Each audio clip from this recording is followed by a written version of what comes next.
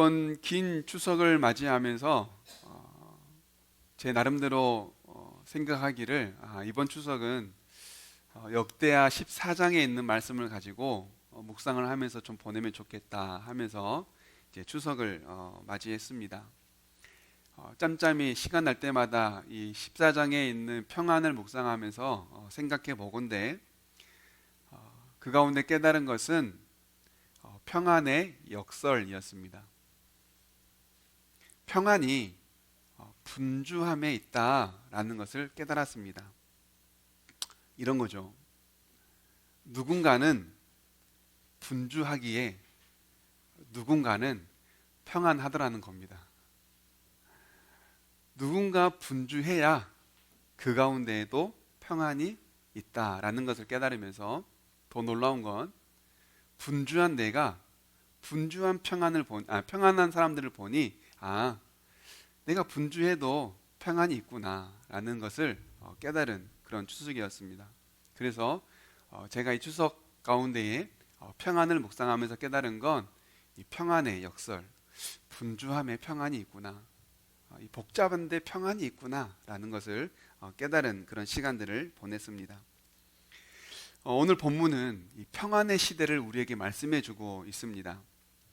오늘 본문에 나오는 왕은 분열 왕국 남유다의 3대 왕입니다. 이스라엘의 초대 왕이 사울이죠. 사울 다음에 세워진 왕이 다윗입니다. 그리고 다윗 다음에 세워진 왕이 솔로몬이죠. 그런데 솔로몬 시대에 안타깝게도 북이스라엘과 남유다로 나뉘어집니다. 분열이 되는 거죠. 이때 북이스라엘에 세워진 첫 번째 왕이 여로보암이고요. 이제 예수님의 계보를 잇는 남유다에 세워진 첫 번째 왕이 르호보암입니다. 르호보암 다음 르호보암의 아들이 왕이 되는데 아비암이고요. 이 아비암이 죽어서 아비야라고도 하는 이 아비야가 죽어서 이제 세워진 왕이 오늘 본문에 등장하는 아사입니다. 그래서 이 아사 왕은 분열 왕국 남유다의 세 번째 왕으로 기록되어 있습니다. 그런데 이 시대는 어떤 시대였냐면 평안했다라고 말씀합니다. 즉 평안의 시대였습니다. 그래서 오늘 본문의 1절에 보니까요, 평안하니라, 5절에 보면 평안함을 누리니라, 또 6절에도 보니까요, 평안을 주셨으므로 그 땅이 평안하여, 또 7절에도 보니까 평안함을 주셨느니라 라고 말씀합니다. 그래서 오늘 본문에만 이 평안이라고 하는 단어가 무려 5번이나 등장합니다. 평안, 평안, 평안, 평안, 평안. 하나님이 주신 이 평안은 쉼을 뜻합니다. 쉼, 안식을 의미하는 거죠. 그런데 이 평안이라고 하는 이 시대, 하나님께서 이 시대를 평안하게 하셨다라고 하는 이 아하사의 시대, 역대하 14장이 아하사의 시대를 말해주고 있는데요, 이 아하사의 시대를 가만히 들여다보면 평안과는 굉장히 거리가 먼 것 같은 느낌을 받습니다. 하나님이 평안의 시대를 주셨는데 뭔가 평안과는 어울리지 않는 그런 아하사의 삶을 우리가 엿보게 됩니다. 먼저 2절에 보면 아하사가 선과 정의를 행했다라고 말씀합니다. 옳은 행동을 했다는 거죠. 근데 하나님이 보시기에 올바른 행동을 했다라고 말합니다. 사람 눈에 보기에 올바른 행동을 하는 것도 매우 어렵습니다. 그런데 사람도 아닌 하나님 눈에 보기에 올바른 행동을 했다라고 말씀합니다. 여러분, 한번 생각해 보세요. 올바른 행동을 하는 게 쉽습니까? 어렵습니까? 다시 한번 질문을 드려볼게요. 올바른 행동을 하면 또는 적당하게 사람들과 타협하며 살면 올바른 행동을 하는 것과 적당하게 타협하며 사는 것과 어느 쪽이 더 조용합니까? 적당하게 타협하며 살면 조용해요. 그런데 올바른 소리하고 올바른 행동하고 그것도 하나님 보시기에 올바른 행동하면 조용합니까? 시끄럽습니까? 시끄럽습니다. 그래서 여러분, 올바르게 사는 게 어려운 거예요. 올바르게 사는 게 사실은 더 시끄러워요. 올바르고 선하고 정의로우면 그게 더 조용해야 맞지만, 그게 평안해야 맞지만, 이 시대는 타락한 시대이기 때문에 올바르고 정직하게 살면 오히려 평안이 깨질 때가 더 많아요. 아사의 시대, 평안한 시대였는데 아사가 굳이 올바르게 행하고 정직하게 행하고 사람 눈에 보는 것도 아니고 그것도 하나님 보시기에 선과 정의를 행했다라고 말합니다. 이것은 아사의 시대에 어쩌면 평안과는 굉장히 거리가 먼 시대라는 것을 우리에게 말씀합니다. 또 있어요. 3절과 5절에도 보면 이렇게 말씀해요. 우리 함께 읽어볼까요?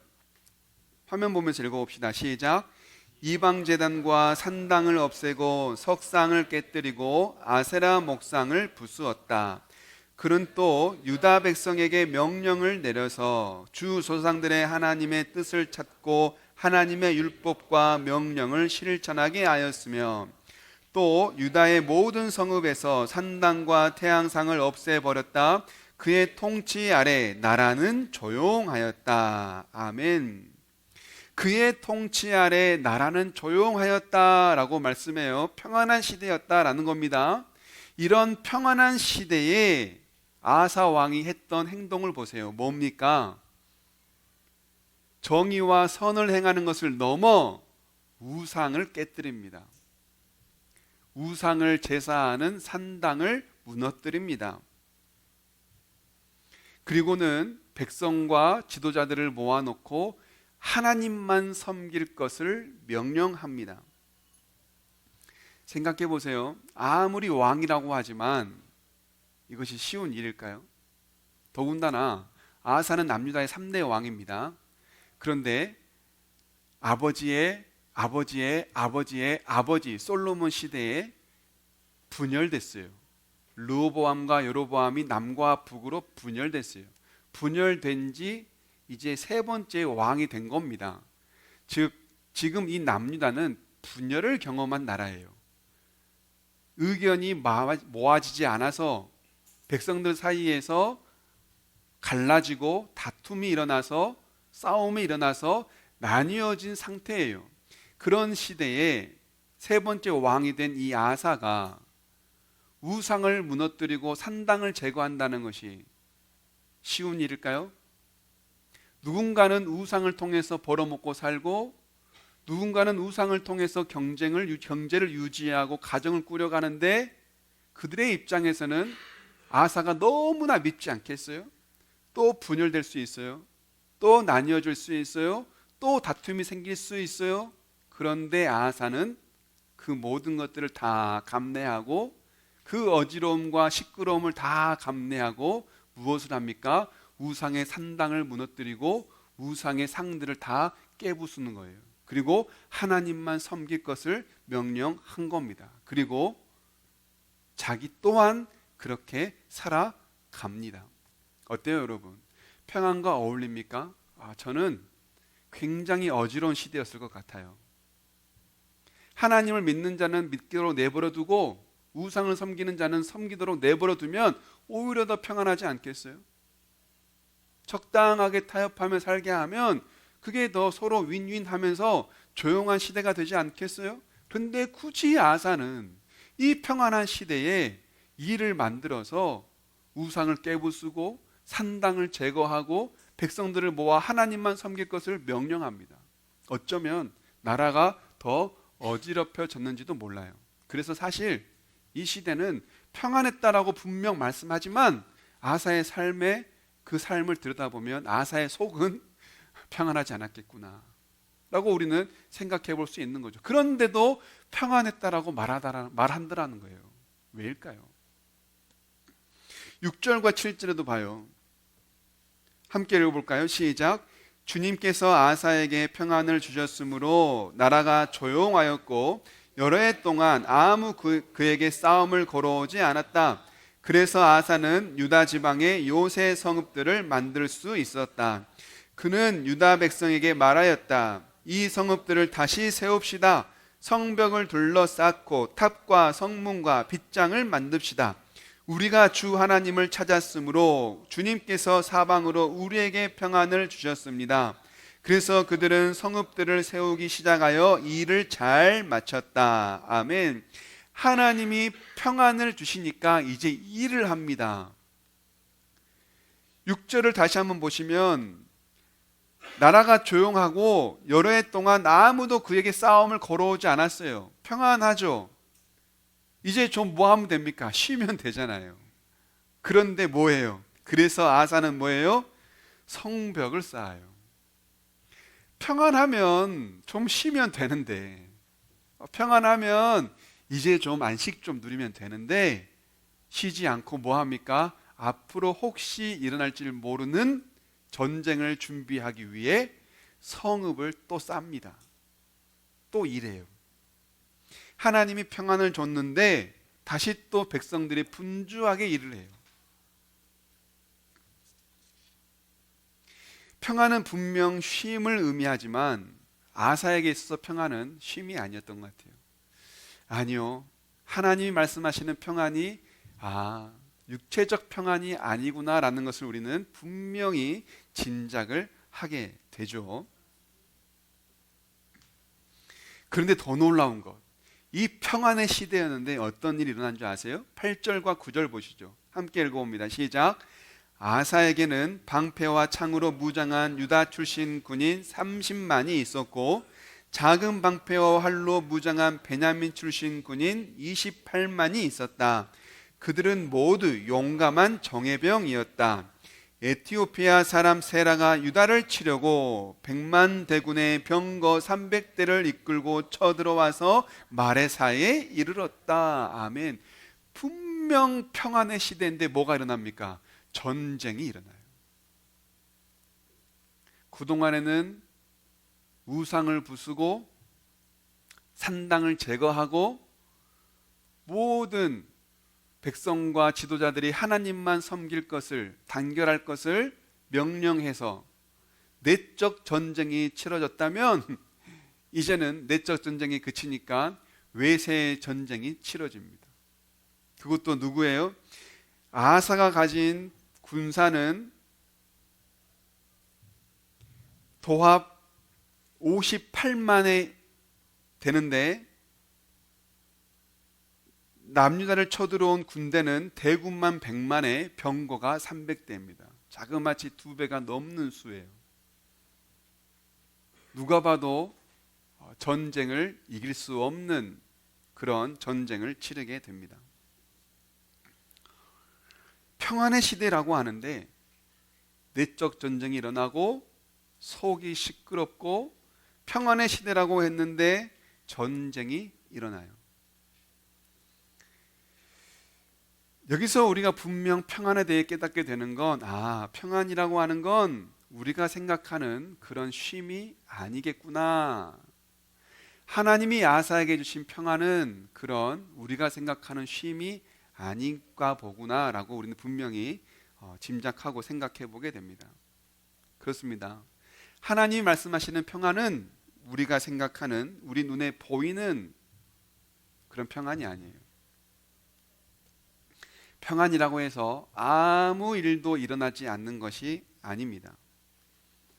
제가 추석 때 깨달은 평안의 역설, 누군가는 분주하니 그 가운데 평안이 있더라라고 하는 것처럼 이 평안이라고 하는 이 알맹이 바깥에는요, 개혁이 일어나고 변화가 일어납니다.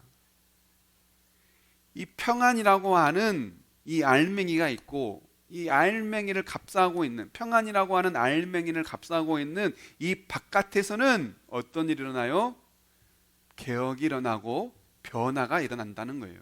여러분, 이번 명절 때 가장 많이 드신 과일 뭡니까? 사과, 멜론, 감, 아마도 뭐 이런 거 많이 드셨을 텐데, 그거 먹을 때 물론 껍질째 드시는 분도 있지만 깎아 먹죠. 껍질을 깎아야 뭐가 나와요? 알맹이가 나와요. 알맹이채 나무에 달려있지 않습니다. 알맹이를 보호하기 위해 뭐가 있어요? 껍질이 있어요. 이 껍질이 나무에 매달려 있어요. 이 알맹이를 맛있게 만들기 위해 껍질은 무엇을 버텨냅니까? 먼지와 비바람과 모래와 뜨거운 태양과 쪼아먹는 새들을 다 견뎌내요. 그리고 알맹이를 만들어내죠. 그리고 우리는 그 껍질을 어떻게 해요? 깎아서 버리고 뭐만 먹어요? 알맹이를 먹죠. 평안은 이런 거예요. 평안이 알맹이면 그 평안을 감싸고 있는 수많은, 그 평안을 지키기 위한 수많은 뭐가 있는 겁니까? 개혁과 변화와 씨름과 때로는 시끄러움과 전쟁이 있더라는 거예요. 근데 여러분, 우리는 알맹이만 과일이라고 말해요? 아니면 껍질까지 다 과일이라고 말해요? 껍질까지 다 과일이라고 말하잖아요. 알맹이만 평안이라고 하지 않잖아요. 맞아요. 알맹이만 가지고 과일을 하지 않고 그 모든 것들을 다 견뎌낸 껍질까지 통틀어 그것까지 다 통틀어 평안이라고 말하는 것처럼, 평안도 쉼만이 평안이 아니라 그 쉼을 이뤄내기 위하여 감싸고 있는 개혁과 변화와 전장과 수많은 것들을 우린 다 통틀어 뭐라고 말할 수 있는 거예요? 평안이라고 말할 수 있는 거예요.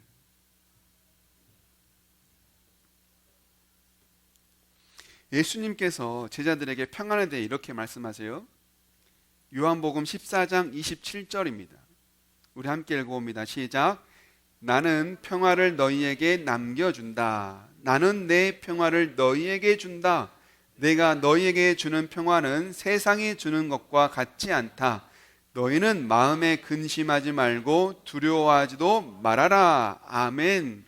내가 너희에게 주는 평화는 세상이 주는 것과 같지 않다. 내가 너희에게 평안을 준다라고 약속합니다. 예수님께서 평화를 주겠다 약속하시는 이 말씀이 있는 현재의 상황은 평안한 상황일까요? 아니면 시끄러운 상황일까요? 매우 시끄러운 상황이에요. 왜냐하면 예수님께서 제자들에게 나 간다, 내가 가면 나 죽는다, 나는 하나님의 나라에 간다, 나는 곧 떠날 것이다 라고 하는 것을 제자들에게 예고하신 상황이에요. 그런데 여러분, 제자들은 두려워요. 왜냐하면 그동안 예수님과 동행하면서 수많은 어려움들을 경험했거든요. 예수님이 이제 죽고 나면 이제 그 어려움들은 고스란히 우리의 몫이 되거든요. 예수님이 십자가에 죽으시면 우리도 십자가에 죽을 수도 있거든요. 그러니 예수님이 간다는 건 제자들에게 굉장히 두려운 일이에요. 그런데 예수님이 십자가에 죽으신다는 건 굉장히 무서운 상황이에요. 그런데 예수님께서 나 이제 죽을 거야, 나 이제 갈 거야, 나 이제 붙잡혀서 나 십자가에 죽을 거야 라고 예고하시고, 그 두려움 가운데 있는 제자들에게 예수님이 하신 말씀이 평안이라는 겁니다. 잔뜩 근심하고 있는 제자들에게 절대 평안할 수 없는 그 상황 속에서 예수님께서 말씀하시는 건 평안이에요. 평안. 그러니 여러분, 예수님이 말씀하시는 평안은 지금 우리가 생각하고 있는 우리의 현 상황에 있는 평안과는 다른 거죠. 지금 이 요한복음 14장에 나오는 평안으로 우리가 짐작해 볼 수 있는 건, 평안은 지금 상황이 아니라 언제 있는 거예요? 앞으로, 미래에 있는 거구나 라고 짐작해요. 그렇죠? 이것을 좀 더 구체적으로 우리에게 말씀해 주는 본문이 있어요. 그게 바로 마태복음 28장입니다. 마태복음 28장이면 예수님이 십자가에 죽으시고 난 뒤 부활하시고 이제 제자들에게 나타난 상황이에요. 예수님께서 십자가에 죽으시니까 난리가 났죠. 평안이 없습니다. 그 땅은 전쟁터입니다. 예수님이 로마 군인에 붙잡히고 대제사장의 신문을 당하고 십자가에 못 박혀 죽으셨어요. 모든 제자들이 근심하며 슬퍼해요. 그 상황에서 예수님을 사랑했던 여인들은 예수님을 만나러 갑니다. 무덤을 찾아간 거죠. 그런데 무덤으로 찾아갔더니 땅에 지진이 일어나고 하늘에서 천사가 내려와 무덤을 막고 있는 돌을 굴리더니 돌 위에 앉아요. 여인들이 그것을 목격하고 놀랍니다. 그런데 여인들뿐만 아니라 그 현상에는, 그 상황에는 예수님의 시신을 지키는 군사들도 있어요.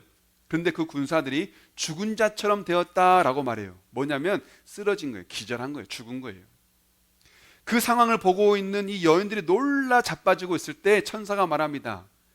십자가에 못 박혀 죽은 예수가 살아나셨다.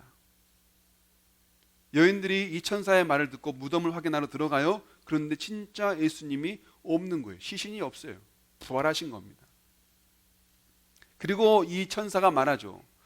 굴려진 돌 위에 앉아있는 천사가 여인들에게 말하기를 가서 전하라 라고 말해요. 이때 이 여인들이 갑니다. 그 가는 길에 여인들의 감정이 뭐였을까요? 어떤 감정이었을까요? 성경에서는 두 가지의 감정을 말해요. 두려움과 기쁨. 여러분, 두려우면 두렵고 기쁘면 기쁜데 두려움과 기쁨이 다 있으면 얼마나 시끄러운지 아세요? 두려움과 기쁨이 다 같이 있으면 굉장히 시끄럽습니다. 그 불안과 기쁨, 기뻐야 될지 두려워야 될지, 예수님이 죽으셨으니 두렵기도 하고 우리가 당할 고난이 두렵기도 한데 부활하셨다고 하니 또 기쁘기도 하고, 그런 시끄럽고 복잡한 어지러운 감정을 가지고 제자들에게 이 사실을 알리기 위해 달려가고 있는 여인들에게 느닷없이 누가 나타나냐면 부활하신 예수님이 나타나요. 그리고 전혀 그 상황과 어울리지 않는 인사 한마디를 합니다. 그게 바로 뭡니까? 평안하뇨?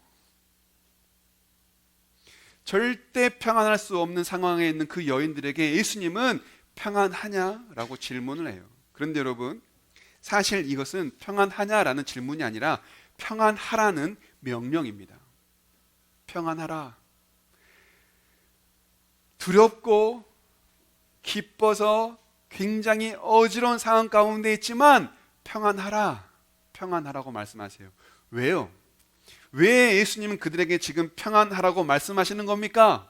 예수님이 부활했기 때문입니다. 그래서 예수님이 이 여인들, 복잡한 이 여인들에게 주시는 평안은 어떤 평안이에요?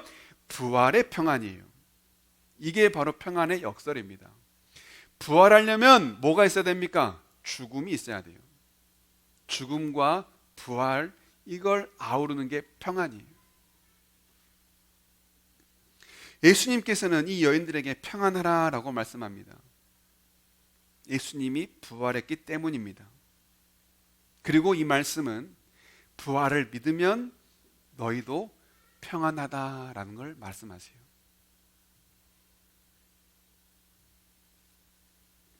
예수님께서 십자가 위에 죽으셨을 때 두려워서 죽었을까요? 평안하게 죽으셨을까요?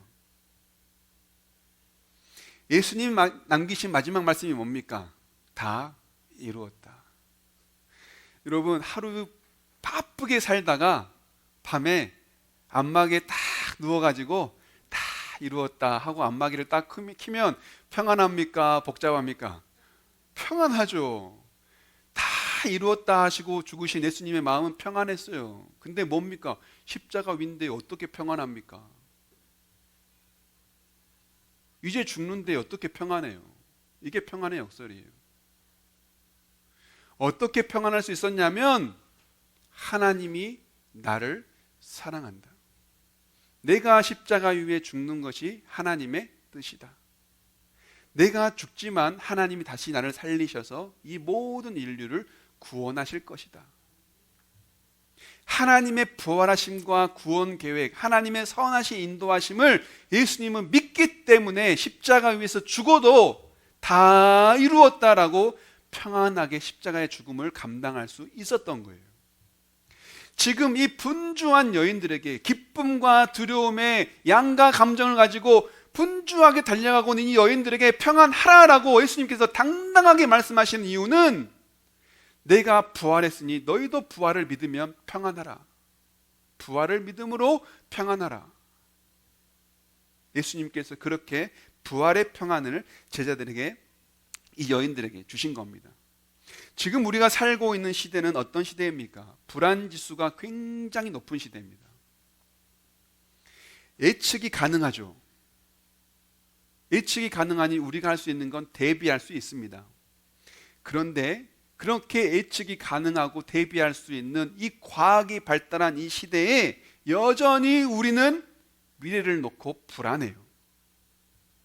예측도 가능하고 대비도 할 수 있고, 그런데 우린 여전히 불안해요. 뭐 때문에요? 미래가 불확실하니까요. 우리가 불안한 이유의 가장 큰 이유는 불확실한 미래 때문이지 않습니까? 한치 앞을 알 수 없고 내다볼 수 없고 미래를 알 수 없고 걱정이 되고 염려가 되니까 불안한 거 아니에요? 미래가 불안하니까 우리에게는 불안하고 걱정과 염려가 오는 겁니다. 그러나 예수님께서 말씀하세요. 평안하라. 너희에게는 미래가 있다는 겁니다. 어떤 미래요? 부활의 미래. 영원한 생명의 미래. 미래가 없는 사람은 불안하지만 미래가 있는 사람에게는 불안하지 않습니다. 미래가 불확실한 사람에게는 늘 걱정과 염려가 따라오지만 미래가 안정적인 사람은 걱정과 염려할 게 없습니다. 여러분, 우리는 하나님께서 미래를 다 확정해 놓은 하나님의 영원한 생명과 부활을 약속받은 하나님의 자녀요 성도입니다. 그러니 여러분, 우리는 불안할 것이 있어요, 없어요? 없어요. 우리야말로 평안한 사람들입니다. 우리 옆에 있는 사람에게 이렇게 진실한 마음을 가지고 이렇게 인사해 줍시다. 당신은 평안한 사람입니다. 시작.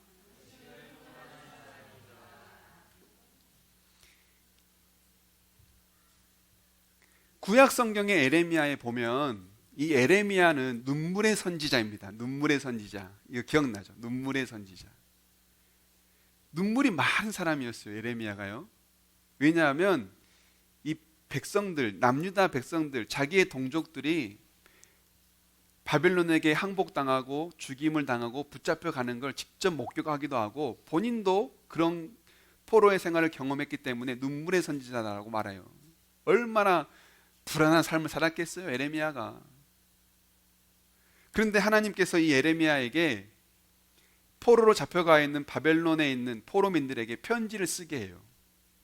그리고 에레미야가 이제 편지를 씁니다. 그게 바로 이제 에레미야 29장 내용인데요. 그 내용이 이래요. 11절. 에레미야 29장 11절. 시작.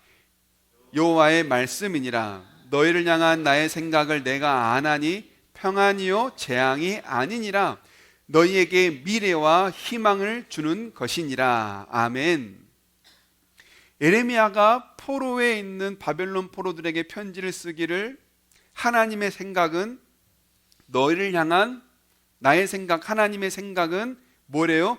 평안이요 재앙이 아니래요.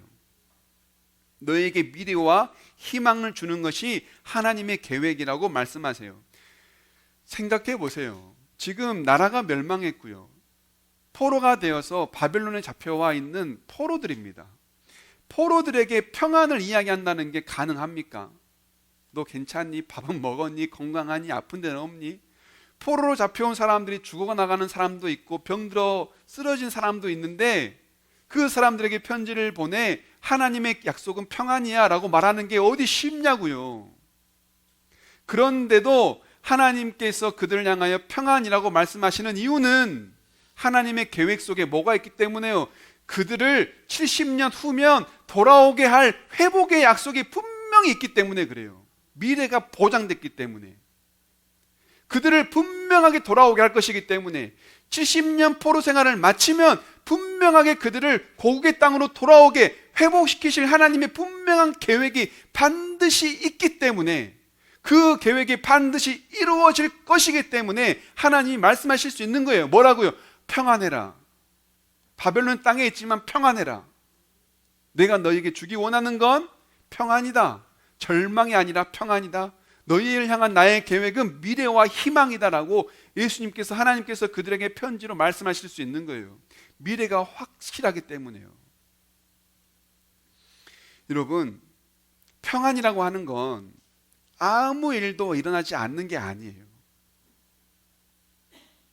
평안이라고 하는 건 미래가 보장되어 있을 때 하나님께서 우리에게 주시는 것인데 그것은 바로 뭡니까? 부활의 소망이에요. 그게 평안이에요. 소망. 우리에게 소망이 있다면 평안한 겁니다.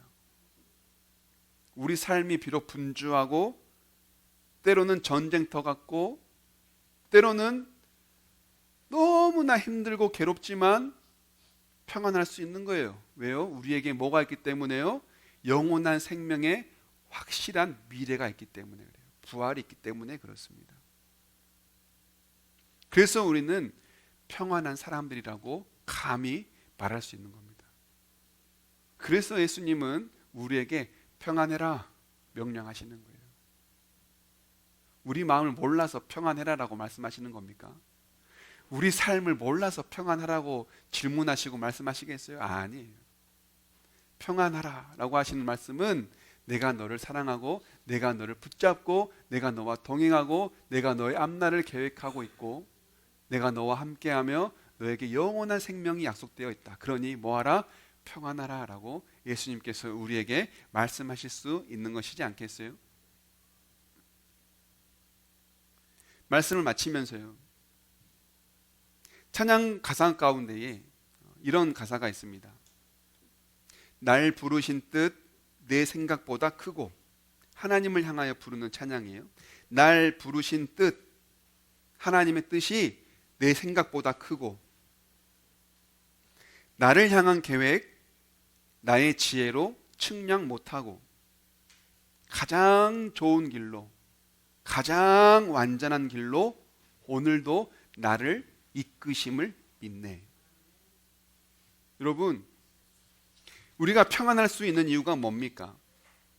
아무 일도 일어나지 않기 때문이 아닙니다. 날 향하신 하나님의 계획이 있기 때문에 평안할 수 있는 거예요. 나를 향하신 하나님의 선하신 계획이 있기 때문에 평안할 수 있는 거예요. 우리가 평안한 이유는 바로 하나님을 믿는 믿음이 있기 때문에 평안하고, 하나님이 내 삶을 붙들고 계시기 때문에 평안할 수 있는 겁니다. 나를 부르신 하나님은 결코 후회가 없는 분이에요. 하나님은 반드시 우리의 삶을 이끄시고 우리와 동행하세요. 우리가 어디에 있든지 선하신 길로 우리의 삶을 인도해 가세요. 우리가 그것을 믿기 때문에 평안한 겁니다.